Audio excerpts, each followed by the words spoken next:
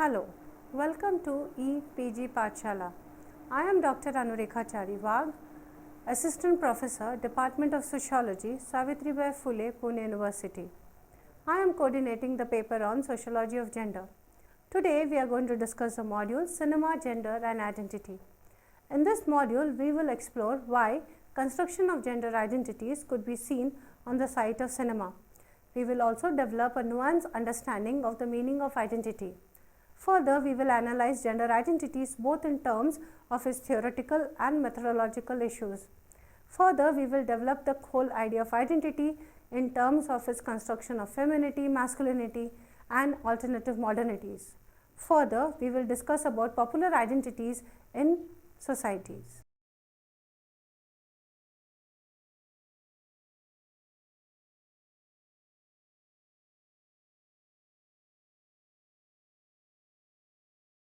Foucault supported the view that identities are constructed from materials available to people and advanced the idea that one of the key technologies of the self is discourse. He proposed that discourses shape the way we perceive the world and our own selves. According to Foucault, discourses describe a certain way of speaking. However, discourses are not about objects. They do not identify objects, they constitute them, and in the practice of doing so, conceal their own invention. Discourse is not limited to spoken language but also indicates written language and visuals, and thus books, newspapers, magazines, movies and television form the part of a discourse in modern societies.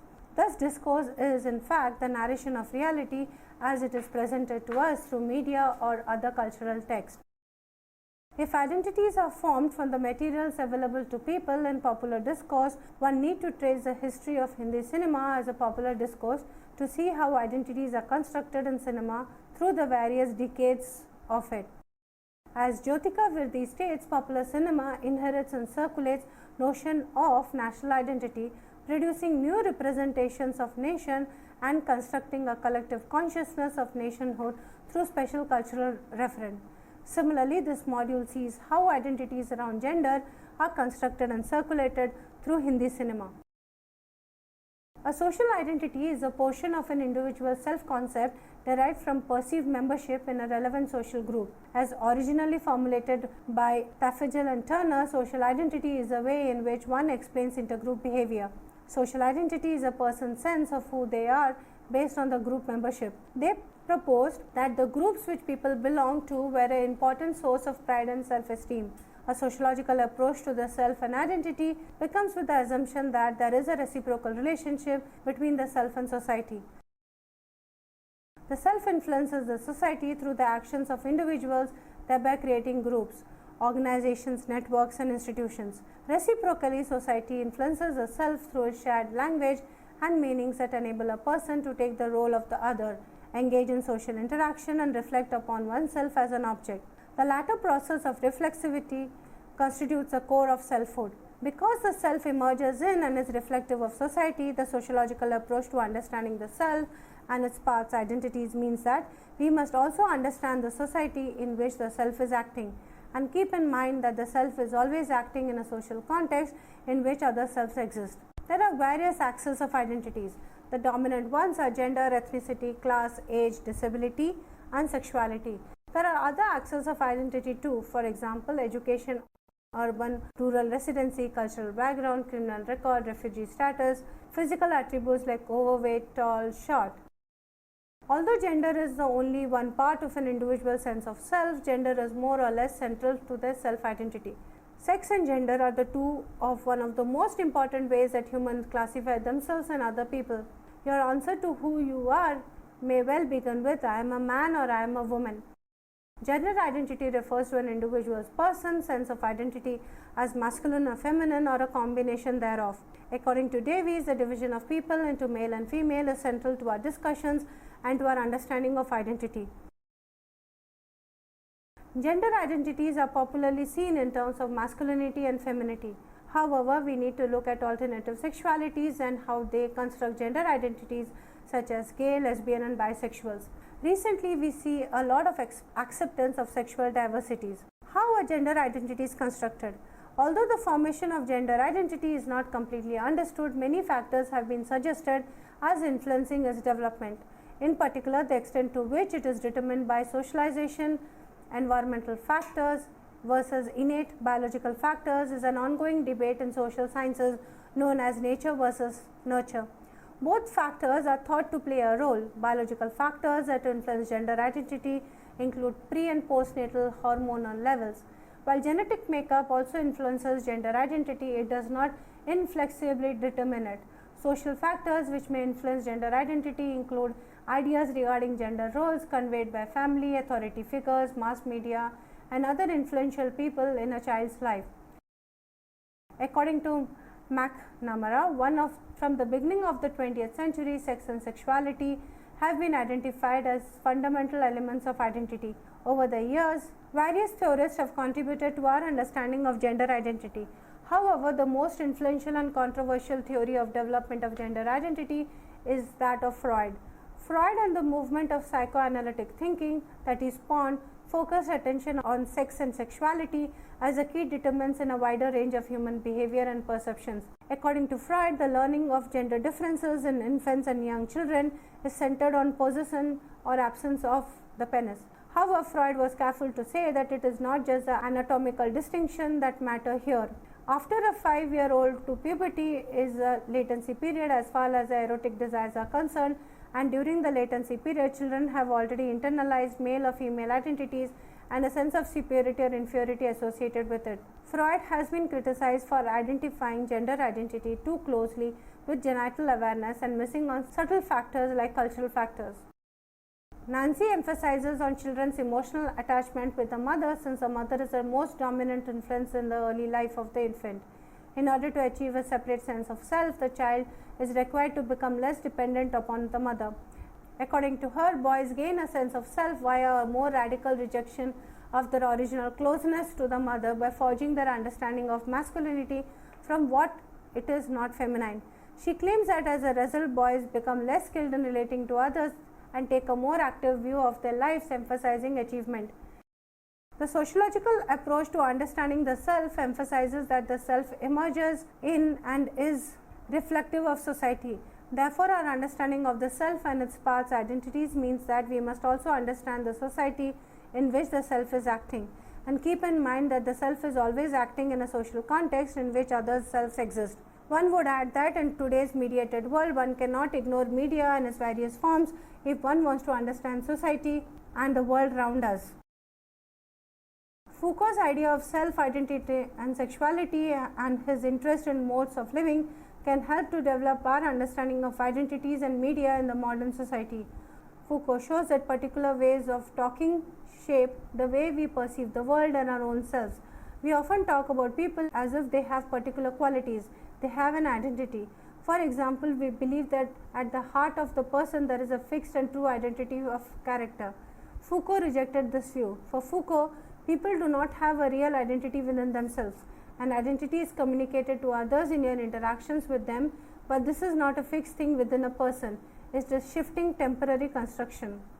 Below are some of the popular ways in which gender identities can be categorized.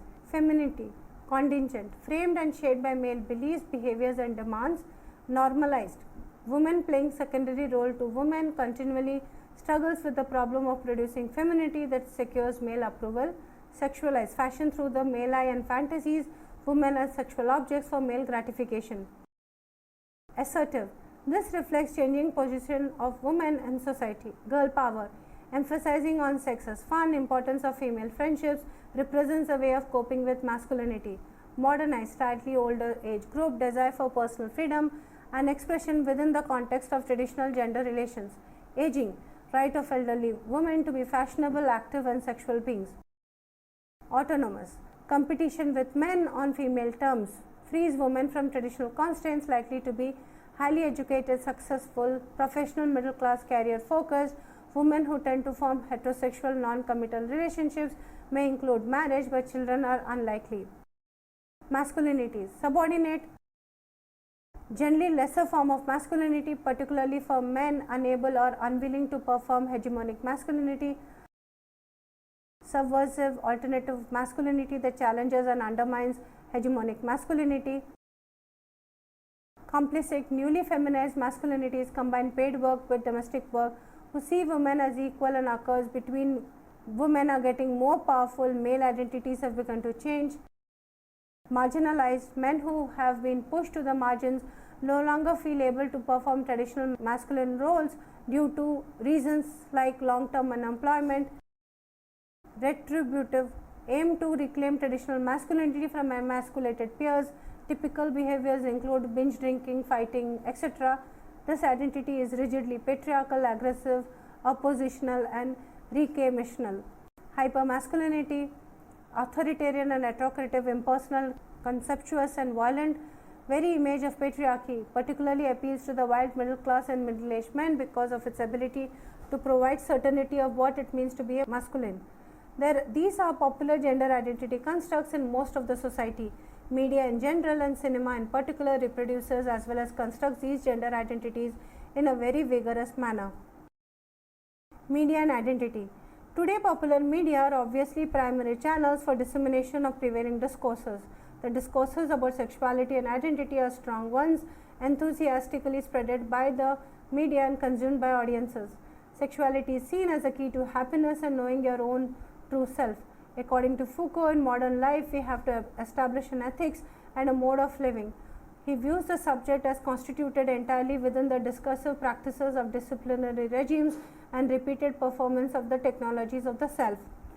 In discussing how identity is produced, Stuart Hall says identity is always constituted within, not outside representation. In other words, we cannot escape the representation of our gender and form our gender identity frame within representations of it. Barker Chris emphasizes that identity is culturally specific. Production identities are wholly social constructions and cannot exist outside of cultural representations. The resources that form the material for an identity project, namely language and cultural practices, are social in character. According to the feminist writer Butler, apart from the operative meaning within a political process, representation is also a normative function of a language, which is said either to reveal or to distort what is assumed to be true. Representation uses different signs to generate meaning within a particular context, that is discourse. These signs are part of the discourse. Mass media have been identified as primary sites of discourse which influence culture, individual social structure and political policy, and also reflect social, political and intellectual views and attitudes. Media and communications are a central element of modern life, while gender and sexuality remain at the core of how we think about our identities. In modern societies, people typically consume many hours of media through which a lot of information goes into people's head. We are affected by these experiences. In particular, cinema contains so many images of women and men and messages about men, women and sexuality today, it is highly unlikely that these ideas would have no impact on our own sense of identity. It is natural that people somehow copy or borrow their identities from the media, cinema. This media shows us situations and relationships from the other people's point of view. Several scholars have opinion that cinema is more than just an audiovisual form of entertainment. It needs to be studied as an integral part of a particular culture in whose socio-political and economic ethos it is deeply rooted. Marxist, feminist and social researchers argue and present considerable evidence that media content is never just entertainment, that it is never politically or ideologically innocent, that the mass media send messages to viewers about the way things are, can be or should be. Construction of gender identities in cinema. Cinema as a popular discourse has the capacity to subvert the order as well as reaffirm the normative. This section mainly looks at the ways in which cinema constructs gender identities either by subverting or reaffirming the normative order. In this section, I will be mainly looking at the most popular films in the last few decades as a part of the discourse. One is aware that there are few genres which are looking at women in the more rational and egalitarian ways, looking at the sexual desires as legitimate, the career choices as essential element of their identities, commenting on violence on women, realistic terms, and advocating women's rights in feminist ways. However, one needs to admit that these films are in a minority. They are made for and watched by a niche audience and thus don't form the dominant discourse. On the other hand, popular cinema constructs dominant ideology which is necessarily Hindu, patriarchal, upper caste, upper middle class. This dominant ideology has very long lasting impact on identity formations and especially gender identities. As mentioned in the earlier session, identities are not formed outside representations but within cultural representations, and therefore necessary to see representations in popular discourse. Therefore, this section looks at these cultural representations which are popular and has long-lasting impact on the masses. Femininity. Women's identity in media in general and cinema in particular is derivative in the sense that it is derived from the man they are associated with. Women are seen as somebody's wife, mother, daughter, daughter-in-law, and very rarely women are seen as independent. They are represented in binaries and in public and private, which are also on the screen, translated into a binary of woman of the family against a career-oriented who is alienated from all her homely duties. Woman in private domain is predominantly seen as mother. If you look at the above mentioned categories, feminine identities, one can see that most of the feminine identities in popular cinema are normalized and sexualized identities rather than assertive and autonomous. In my article published elsewhere, where I argued that this new woman of the post-1990s is educated, modern, at the same time chooses tradition over modernity in most of the situations.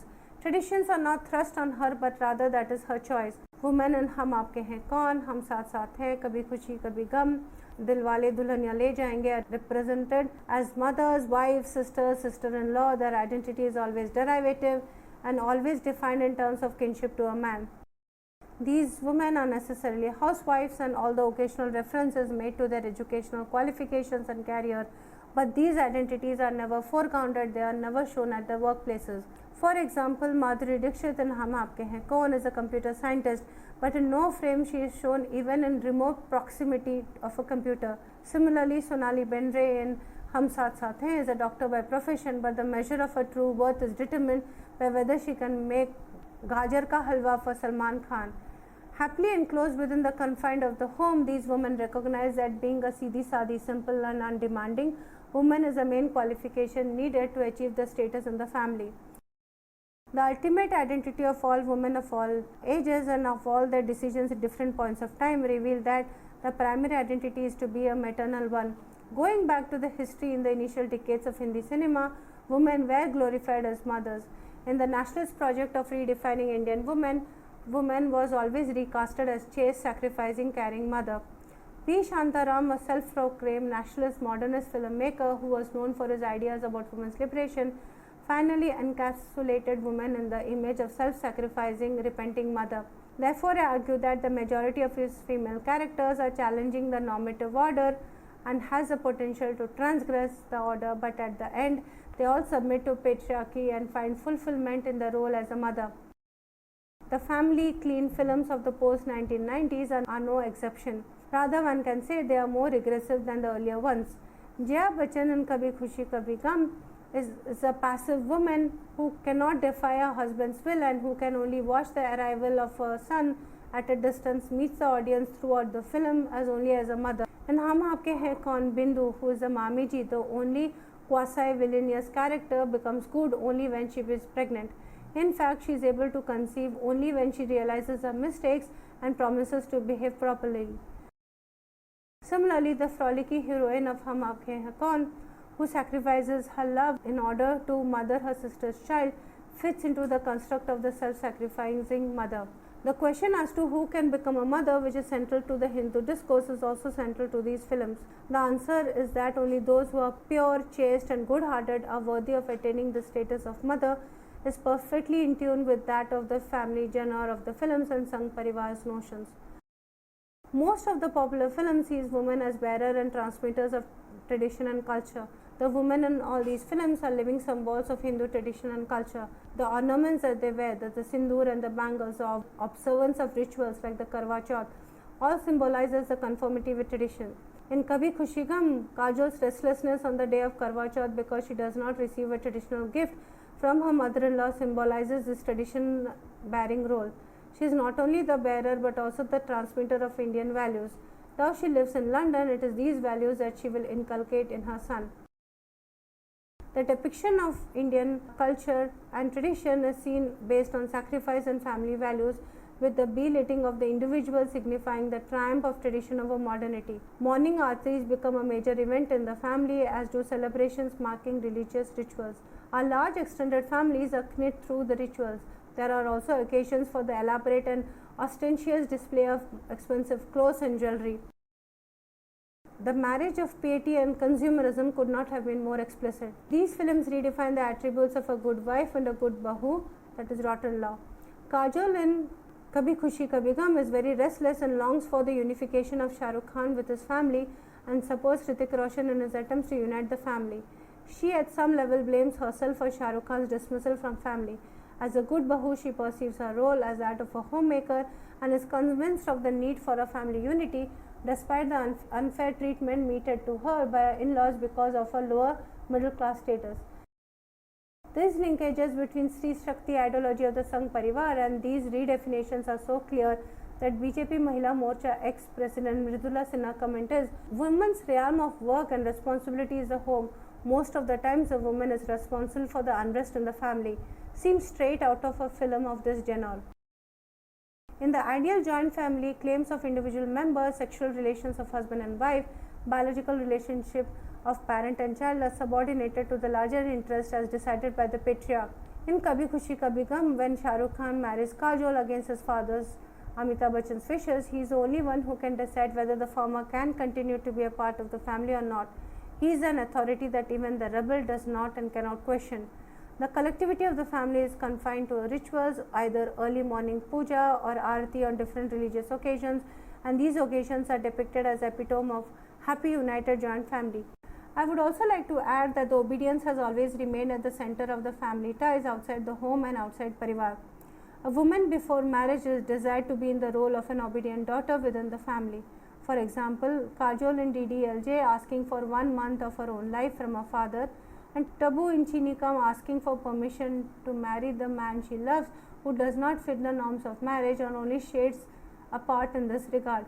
Kajol DDLJ is submissive, traditional, young, innocent daughter and fits perfectly into an obedient normative pattern, whereas in contrast, Tabu meets her audience as an independent, confident, mature lady, has a mind of her own and is ready to go against the normative. However, both of them are finally encapsulated into the same identity of caring and obedient daughters. Tabu's character has a potential to transgress the norms and take her decision independently to marry the man of her choice and challenge all traditional expectations from a correct match. In the end, Tabu and Kajol get what they want, permission to marry the man of the choice, but only by being ideal obedient daughters. Popular discourse also shows amply the cost of non-obedience in the form of repentant daughters or honor killer. Thus, popular cinema re-emphasizes the obedient daughters as primary identity for women before marriage. The same obedience because the critical trait of being a good wife post-marriage. In 1930s, while recasting ideal Indian women, chastity and purity were identified as the hallmarks of Indian traditional women and pitted against the Western women. Women with political power were assumed to be contaminating this pure and chaste Indian woman and questioning their femininity. Apprehensions about women losing their feminine identity were widely expressed in legislative assemblies and in different popular discourses. These anxieties and apprehensions were emphatically expressed on the site of cinema as popular discourse of 1930s. For example, in V. Shantaram Samarjyoti and Maya Machindra, women with political power were essentially shown with masculine, aggressive and cruel behavior and in the end repent this unnatural behavior. Queen Kilotala from Maya Machindra is able to revive her dead son when she pits her Pativrata identity, what Machindra and Gorakhnath with their enormous tapasya failed to achieve. Kilotala is then convinced that her true essence is not in achieving political power as a queen but as an obedient, regulated wife. These women prefer to go back to the feminine motherly instincts as the true essence of their identity. Thus, I argue that giving up political power essentially makes women ideal mothers and wives, which in turn gives them power as mother and Pativata. As Uma Chakravarti claims, the success of any system may be seen in the subtle working of its ideology, and in that sense, the Pativata concept can be regarded as a master stroke of a genius of Hindu normative order as expressed in its cultural values for women. It was one of the most successful ideologies constructed by any patriarchal system, one in which women themselves control their own sexuality and believe that they gain power and respect through the codes that they adopted. She further argues that the Stri Dharma or the Pativata Dharma is an ideological mechanism for controlling the biological aspect of woman, which represents wild or untamed nature. Through the Stri Dharma, the biological woman can be tamed and converted into woman as a social entity. The ultimate social control is achieved when subordinated women not only accept their condition but actually regard it as a mark of distinction.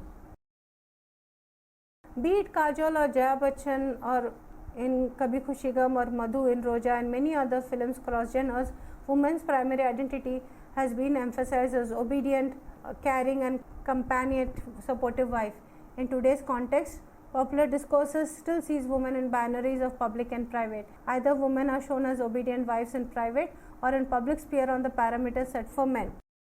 Going to the other extreme, film like Ki and Ka naively addresses the issue of women's essential role as an obedient housewife and mother by simply subverting the order. Woman as breadwinner and man as house husband. Woman as rational and man as emotional. To some extent, it does challenge the sexual division of labor, though superficially. It does not address the fact that most women do not have a choice in accepting or rejecting to be a housewife. Most of the Indian girls are brought up with the expectation that they do not have to prove their identity as a breadwinner, rather they do have a potential to survive and earn in a competitive world. Thus, they have to depend on the future husband as providers, and housewifery is a natural choice. When men choose housewifery like Ki and Ka, let us analyze the issues of masculinity that emerge. Masculinity. Seidler says that men were supposed to be impersonal, career-oriented breadwinners providing support for their wives and families, a shoulder that others should depend on. Industrial age men were raised to be an utilitarian versus ornamental existence. Follow the comments, work provided a truth on which man's life could be securely founded. Of that security grew authority, authority based as in the root meaning of the word on having authored something productive. Historian Blum's description of the inherent virtues of husbandmen further explains this role and source of identity for men during the 2 centuries of industrialization. The role of men in modern societies has changed markedly in the past few decades. The roles and identities available to men today are either no longer unique to them or have been substantially diminished.